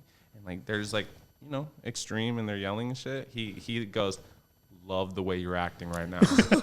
Love it. And he just fucking lights him up again, bro. It's so wrong, Damn. Which makes it hilarious because he doesn't care, man. He doesn't care. I don't get that luxury. You are dramatic, and that's cool. Yeah. Oh, that screaming? Love that screaming. That's really great. Like, he's just such an asshole. Yeah. I think I'm his friend because, like, I mean, I would never do that with my wife, but, like, in my past relationships, I would love to fucking say that shit. I missed my chance. Yes, bro. So I'm, like, living my past traumas through him. I'm like, hey, say this next time. Say this shit. Tell me the reaction. Hey, talk about her eyebrows next time, too. He's crazy, bro. My sister, like, she's just, like, she always fights people. Like, she doesn't like being wrong either. And, like, this is just, what I've learned with, like, love and like, relationships in general. It's just, like, the way you've built in, like, common respect and things like that. It's not, like, a tug of war. You guys are on the same team. You guys are trying to build something together, whether it's, like, a love relationship or just a friendship. You guys are not on a different team. My sister, like, whenever we would, like, argue and, like, I would be winning, she would just, like, point out a flaw. I'd just be like, Nora, like, I used to sell chips in high school, and she would eat, like, 20 bags of chips. That's, like, $20 for me. I'm like, you ate all my chips. You ate 20 bags of chips. She's like, you have, like, a fat pimple right here on your on your forehead. Are you eating chips? Because that's a lot of acne going on for you. And I'd be like, fuck, I don't know what to say anymore. Son of a bitch. She was deflecting. Yeah, man. And it's so real because I see the way Myra and her family react. And I see the way me and my siblings react. I'm like, we're so fucking broken. We don't even say we love each other. Like, I just started doing this. I just started telling my siblings I love them. Because my mom, it's so weird. My mom just, again, she was working and shit. So I give her the benefit of the doubt. She didn't really have time for everything. But it's very important that you tell the people that you love them, that the people that you love them. Because you never fucking know what's going to happen. Like, my brother, he likes to go to a lot of car shows, like side shows out in Oakland and shit like that. And one day he went to a car show and he got hit by a car that was drifting. Like, it was just going in circles, and he was standing a little too close, and my brother's like 400 pounds. He flipped in the air, legs up, fell on his, like, shoulders, and it busted his gallbladder. His gallbladder was already, like, fucking up, but that hit so he had to go to the hospital. And it was just, I never seen my brother depressed before. It was like a weird thing, man. And it really, like, shined a light that, like, wow, I don't know how to communicate with my brother, like, that I love him and that he's safe, and I'm upset that this happened. I don't know how to tell him I care. Yeah, man. Because we're always just fucking getting on each other. We're calling each other stupid and other names that I'm not allowed to say because I'll get canceled. But it was insane to, like, really see and then there's Myra's side of the family where, like, her brother would, just have a bad day at work, and she would be like, hey, are you okay? And I'm like, what the fuck are you asking him that shit for? What if he actually tells you? Like, what are you gonna do? And she would listen. And I'll be like, what a move. What a fucking move. I don't know how you thought of that. You're a fucking genius. Like, it's so insane, man. Yeah. And so, like, when I would, like, start learning about love and just relationships in general, I saw how, like, my family, well, at least my brother and sister and everything, we just weren't taught that shit. So I decided to make a change. That's, like, every time I see them, like, I hug them now. I say I love you, and they get so uncomfortable. They're just like, what the fuck are you doing? Yeah. Who are you? Yeah, like, what the fuck are you? Like, they're calling me names and shit, and I'm just like, hey, you're deflecting. But feel the shit and feel what I'm giving you right now. I love you, motherfuckers. Yeah, man, it's so real. It's so real, and it's like, it goes back to the love language. Like, it's not. It's just you gotta understand that some people are not on the same page as you. Yeah. Like, I think my love language is acts of service, but, like, for you, like, there's communication, and for you, it's I don't know what the name is, but you're there. You're there, and it's just, you can't expect everyone to be on the same page as you, especially when you don't communicate it, or you don't say it, or they don't know about it. Yeah. And that's just so important about fucking communication, man. Yeah, man. Yeah. So when was it that you realized that you wanted to express yourself? Was it a certain event, or just something that you thought about? That's the thing. It's like I've always been a lover. I've always been a lover.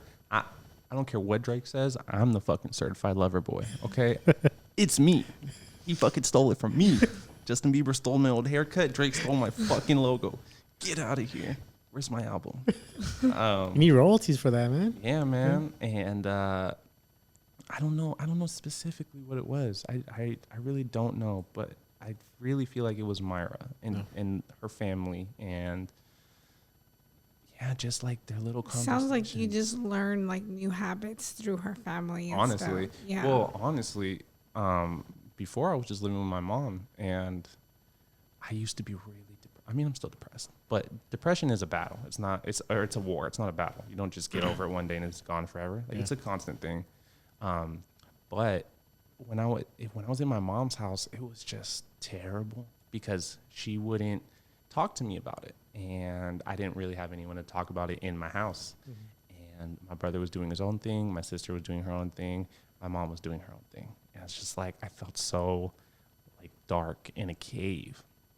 And then I left and I lived in a van, and I just still felt alone. But the fact that I removed myself from this environment and I was surrounded by this new environment of like a functional family that communicates the bare minimum, I was like, oh shit, like I was absorbing it. I was taking it on. I was like a sponge. Like I take in a lot of stuff that like is new to me.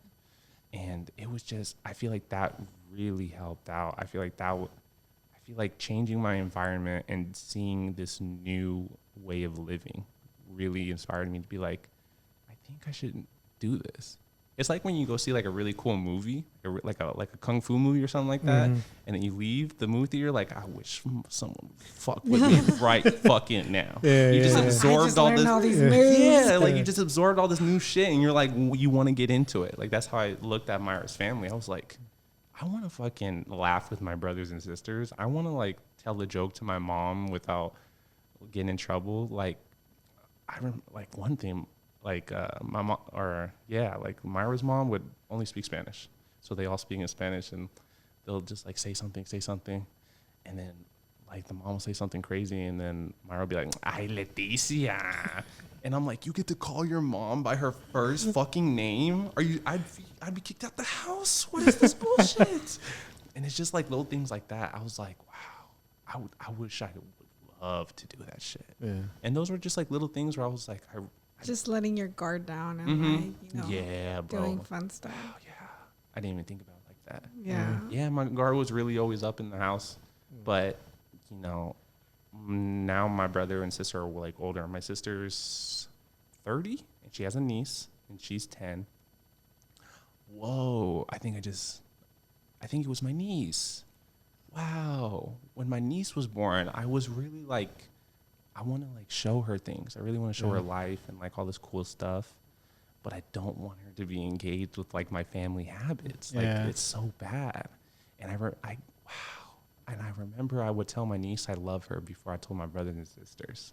And I just felt like because she was new.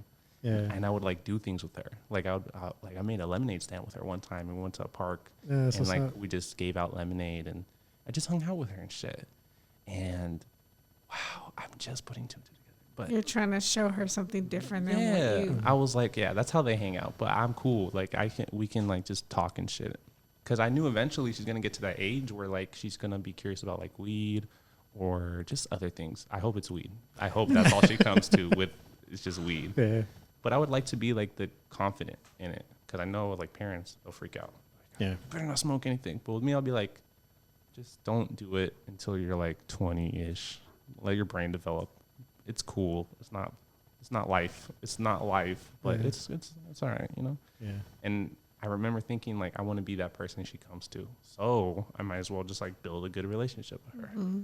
And then once I started doing that with my niece, I kind of started doing that with my sister in different ways. It wasn't like a verbal, hey, I love you. But it would be like, hey, do you want to go smoke? Hey, do you want to go hang out? Mm-hmm. Do you want to go to the zoo? Like, I would spend time with her. With my brother, we would just play video games. Quality time. I'm currently having a breakthrough on this podcast, the Heartstrings podcast, where you have mental breakthroughs. Tune in live. But those were like, I guess that was like the very first thing was my niece, and I really just wanted to show her a different life than what we live. Yeah, that's awesome. That's crazy. Yeah, and that's also good. It's good practice when you have your own kids. Oh yeah, bro. Yeah. I'm gonna when I talk to my niece about weed, that's gonna determine if I talk to my kids about drugs or not. I don't know, because I'm gonna tell my niece. I'm gonna be so honest with my niece. Like, yeah, I was a fucking burnout. I was every day from the age of 1 to 5 with you. I was hella higher. But with my kid, I don't know. I'm gonna lie to my kid. I'll be like, I went to college. I never even touched weed. I don't. But there are downsides to that too, because then they're gonna see you're a liar and shit. Yeah. Like, oh my God. Like, when I was young, my grandma always told me, go to college. You gotta go to college. We all went to college. You gotta do it. Like 2 weeks ago, I was talking to my grandma. I was like, hey, where's your degree? She's like, oh, I didn't even graduate high school. I was like, I was talking about your college degree. You didn't even finish high school? She's like, it doesn't matter now, does it? And I was like, this is insane, bro. Yeah. You lied to me. Yeah, man. I mean, she's like, well, I didn't want you to look down on me. And I was like, if you would have told me you didn't finish college, I would have went to be like, I did that and you didn't, bitch. So You screw me over. yeah, I can't have bragging rights now. God damn it. Dang. Yeah, man. So that was definitely like, I guess my niece is a good pinpoint. Yeah, man. I think it's Dope. important though to like be very honest with the kids. Yeah, too. yeah. Like just let them know, like, you know, I made my mistakes. Yeah. You may make your mistakes, but like I'm here for you. Like just whatever you need, just know that you can count on me. Yeah. Like, that's kind of how we want to raise our kids. How do you guys have your opinion on like, what if your kid asks you to like do drugs in the house? That's what I think that's tough, bro. Yeah, I don't want them to, but I'm not stupid. I know what's out there. Yeah. I know influences or what they see or what they got YouTube, Environments. Facebook. They have a lot. There's a lot more things that they have that we didn't have when we were kids. Yeah. So the exposure out there is a lot more. It's cool. Just school on its own. It's it's exposure already. Yeah. I don't know how I would take it. I know I always feel very confident on how I'm raising my kids, and I already have like pretty a straightforward answer. But when it comes to sex and even like drugs, that's something that I'm just gonna have to wing it out. You know, I do agree with you though. I do want them to feel comfortable with telling me, you know, because I don't want it to be like, you know, they do it behind their back. Yeah. And, you know, and it's a lot worse. I think with both my daughter and my son, it's gonna be different. Yeah. You know, I feel with sex, I'm gonna be with. I told her before, like, with Aiden's like, bro, you're gonna have a good time. Yeah. You know, and with my daughter, I was like, you can't do it till you're a nun and you're 50 years old. You will get pregnant and you will die. Everybody take a condom. Exactly. Oh fuck, man. No, that's like one of the things I think about just with my niece and then kids in general. It's because I've seen both sides. I've seen the side where the parents are like, you better. Let's talk about sex. With sex, like they're like, you better not fucking do it until you're 21 and out of my house. You better not do it in the second house. But then I've seen another side where it's like, yeah, like let them spend the night. Like fuck it, you can live here too. But then there's like when they don't have sex, they turn into hoes because they've been so closed off to it. But when they have a lot of sex, they also turn into hoes because they've just been absorbed about it. And it's just like a hard fucking balance. Same with drugs. Yeah. They get really into it or they get really into it. Yeah. It's just it's so fucking hard. Yeah. But what my friend said, his parents told him, they were like, listen, we know drugs are out there. We know sex is out there. All we ask is that you're safe and you're mindful. And that's all we can really ask. Just don't be reckless with it. We just want you to be safe because that's all we care about. And he was like, well, I don't know what rules to break now. Like, let me be naughty. And I was like, oh, fuck. Well, maybe that's the way to go. I mean, that's kind of my mentality is like that stuff is out there. Like, I'm not always going to be there 24/7 to make sure that you're not doing those things. But it's like I can only, you know, try to guide you and like express to you that, you know, I'm going to be there for you, like no matter what, but just be careful. Yeah. When I was 12 or when I was younger, like I was with a babysitter and the babysitter made her daughter smoke a pack of cigarettes 3 at a time. Like she was like, hit it. And like her lips were burning and shit. She's like, you want to keep smoking cigarettes? You want to smoke cigarettes? She's like, teaching her a lesson. And I was just watching it. I was like, damn, I wonder what those taste like. Like, you never know, bro. You never know. Yeah. It's crazy. Yeah, and that's one of the things we're very. I mean, at least me. I'm pretty sure she's the same way. Like we're very open to different scenarios. Like when they're older and they have a boyfriend or girlfriend. I want to take it as open as possible. That when it gets to like bigger things and things that are might be more impactful, they know that we are open to conversations. I know my conversation with both my kids is going to be hard when it comes to sex. Like, hey, so these are condoms. These are if you have kids. Like all that is going to be uncomfortable for me. I'm willing to take it because I want them to know that they can rely on me. With drugs, I think kind of what you mentioned is like it's going to be harder for me. Yeah. My mentality is still going to be as open as possible, and be a friend to them. But at the moment, I can't be like, okay, this is what I'm going to say. This is what I'm going to do. It's going to be something that I just kind of have to like, take in and be like, okay. Yeah. It's kind of like tattoos. Like our son has, he has tattoos, and our son has expressed like, oh, I want to get a tattoo. He's 10 right now, but like, I want to get a tattoo, and I'm like, okay, get it right here. There's no way you can be like, you're not getting tattoos because look at you. It's like, you have to be supportive about it. You know? Like, just at its time, at the right time, just not right now. Yeah, and what we told him with the tattoos, we told him like, okay, you can get a tattoo when you're older, but just make sure that when you do get it, it's something meaningful. And I told him specifically when I was younger, I was still in high school, I wanted to get a cross. Yeah. Like I'm not even religious like that, but I wanted a cross, and I was like this close to getting it, and I already had planned it out, and I didn't. When I go and looking back at it, like that would have been a stupid tattoo because I'm not even religious, nice. And I mentioned that to them, like when I was younger, I did this, and it would have been hypocritical. Yeah, and so he thought about it. I can tell he was kind of thinking about it. It's like, okay, so I'll just wait, and that's where we try to, even if it's a tough situation, we try to be as clear as possible and very open as possible, and not try to close this door right away. Yeah, man. Yeah. And bringing it all back to love language, like that goes with kids too, man. Yeah. Like you get I don't know about my siblings, but for me, if my parents were like more vocal with me and just talked to me, that would have been so much better than them, like, I don't know, like taking us out to the movies or something like that. You know what I mean? Yeah. And that's like another reason I wanted to get really into, I mean, I've always loved love, but like once I read like the communication part and the languages of it, I was like, oh, this can go into family too. Yeah. Like, and this is what's going to get me close to my kids, and this is what's going to make them trust me and everything like that, man. Yeah. It's just a human language, just how you communicate and interact with other people. Yeah, man. Yeah. And it's cool. But like, good thing I learned it, because beforehand, if I was talking about sex with my kids, I was just gonna scar them for life. I was gonna be like, "This is hepatitis. Flip the page over. This is herpes. You want this? Flip it over. Blue waffle. You know what blue waffle is?" I was gonna go all in on my fucking kids. You're gonna mess them up. Fuck them up. They mention sex and they start. Don't touch me. Can I have a hug? Those fucking fuck boys. Where's my hug? Don't fucking touch me. Herpes boy. Oh man. Yeah. But yeah, man, I'm very happy about it. Back to, I just love the fucking podcast and what you guys are doing, man. It's so much deeper than just love. It communicates everywhere. Yeah. Everywhere. Yeah. It's a whole family thing. Yeah, no, definitely. And what I told her before, like, that book didn't necessarily tell me what to do. I had to experiment. So, anybody reading the book, or looking into the book, it's, it's not a clear path. It just showed me that there's different ways of doing it. And I just experimented, and it showed me what kind of person I was. Yeah. And I told her, like, I learned that my love language is this.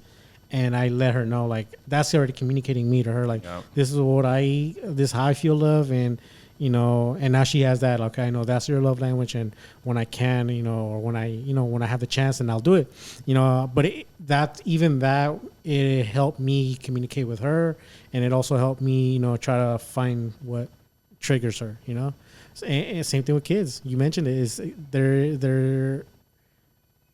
there is a book about it, I think for kids, right? Yeah. But if it's children. Exactly the same thing, they know how they feel when they're loved. You have to find it, and it's perfect for that too. I literally almost started crying because the way you were just like, I communicated that with her. I was like, Beautiful, bro. Me too. It's new, but it's fucking dope. Yeah. Man, so good. Yeah. So good.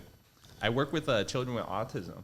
Oh, okay. And one of the things with autism is they don't get social cues. Like, that's one of the things when you're on the spectrum. They don't understand when someone's upset or pissed at them. They just go with it. Mm-hmm. And I feel like that helped me out a lot with communication as well. Because trying to talk to somebody while you're upset and they don't get why you're upset, you're just damaging them. And and that's why parents have such a hard time with their kid. They're just like, I'm telling them I'm upset. I'm telling them I'm yelling at them. It's like they're just all they hear is noise. They don't hear you saying you're hurting my feelings by doing A, B, and C. Mm-hmm. And once I got into the field, it just really opened my mind a lot. I was like, whoa, I'm a bad fucking communicator for no reason, bro. Yeah. It's insane. And I hope my kid does not have autism.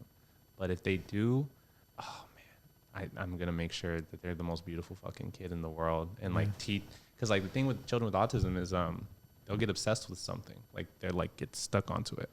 And if I can get them absorbed into communication, it's fucking over. Yeah. He'll be like Doctor, not Doctor Strange. Doctor House. Like he just says his shit and he doesn't really care about the people's emotions, but he's communicating it with them at the end of the day, man. Yeah. Oh man. Yeah. Yeah. I've never watched that show, but I've seen commercials of it. Bro, he has a British accent. Really good show. It's a good show. He's British. Yeah, man. Yeah, I'm like, holy shit. It throws me off when people with British accents can like just speak like American. Yeah, that's crazy. The first time I ever seen him as the actor was with Stuart Little because I was a kid, you know. So first time I seen him, and then I seen him in other where he was talking English, like American English, and then going back and forth, like, oh shit, he's actually British. That's his real accent. It blows my mind every time. Yeah, that was a good show. I used to watch that a lot. That's why I'll never be an actor. I couldn't do accents. Yeah. Like this is my best accent right now. Okay, ready? Banana strawberry smoothie. Terrible fucking accent. You don't even know what I just did exactly. I'm like, I was trying like, how do I say it? It's not too good, but you're getting there. Like, I can't. It's terrible. I did that on stage one time, and somebody from the crowd said, "What accent is that?" I was like, "Oh shit, I'm retiring it. No more accents. I'm done. That's not my gimmick anymore. I'll let it go. Yeah, man. Yeah. And I guess this would be like the last point. I think like the best thing with this love thing is that it really opened me up. Mm-hmm. I feel like when you have to like learn about love, you're being so vulnerable. Vulnerability is like the reason people are so closed off. They just don't want to be hurt in that moment. Yeah. And once I changed, like I got sober and I just started turning my bad habits into good habits, I really just started opening up again. And it was weird because I was always an open kid. I started like doing drugs and then I just got really closed. But then I started getting sober and I relearned my good habits and things like that. And it turned like into a really positive translation to people. People were like, oh, he's not a fucking asshole. He's like a good guy. He loves his wife. Like he cares about people and like the way they feel and shit like that. Mm-hmm. And before I was like, oh, people are going to think I'm just a pussy. But now people are like, wow, he has feelings. This is insane. Mm-hmm. Guys have a male with feelings. What the fuck is this? And I feel like it helped me out in my comedy a lot. Like that, like before I was just doing terrible fucking jokes. But now I'm like talking about myself on stage and like how I'm married and how I'm Mexican, but I'm white as fuck, and how I'm gay, but I still am with my wife and shit. And it's just translated so great. And it's literally all because I love and love told me to open up and just be the person I am, bro. Yeah. And that's why I feel fucking honored to be on this podcast. No, thank you for coming, man. Yeah, we appreciate it. Yeah. Thank you for sharing what you've shared with us. It's been beautiful. Yeah. Thanks for fucking having me. And I hope nothing but good fucking things for this shit. I hope a lot of people come onto this show and just open up.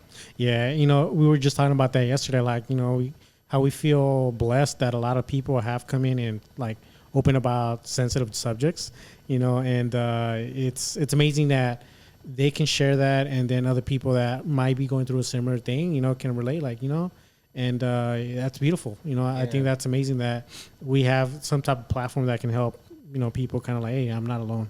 I'm not in this alone, you know, and there's other people that are going through the same thing. You never know who you're going to impact. Yeah. You never know when or who it's going to happen to, but the fact that it can happen should be the reason enough for you to just do it. Yeah. Yeah, man. Just keep going. Yeah, keep going.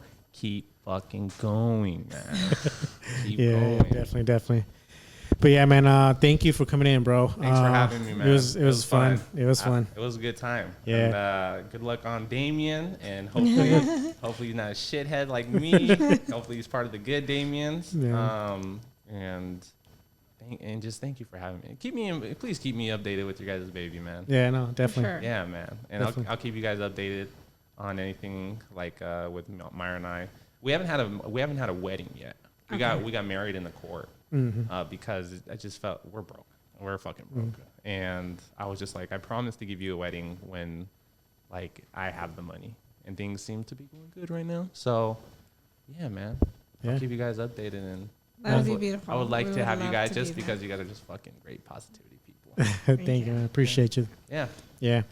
So with that being said, hopefully we could have you back on, you know, and you never know, maybe your wife can come through. You know, man. And I know she's shy. Yeah, she's bro. But she's not shy once she knows you. Yeah. Like she's dope, but she's just like around new environments. She's just like, what am I not allowed to say? Yeah. But yeah, hopefully, you know, we can have you both guys, you know, back in and talk to us, you know. And I feel like things will be different by the time I come back. Like I'll have the album out. She'll be a little bit more comfortable. Things like that. Definitely. Thank you for coming in, man. No problem. But yeah, you have anything else to say? Okay. All right, we're going to wrap that up. Thank you guys for tuning in, and we'll see you on the next one.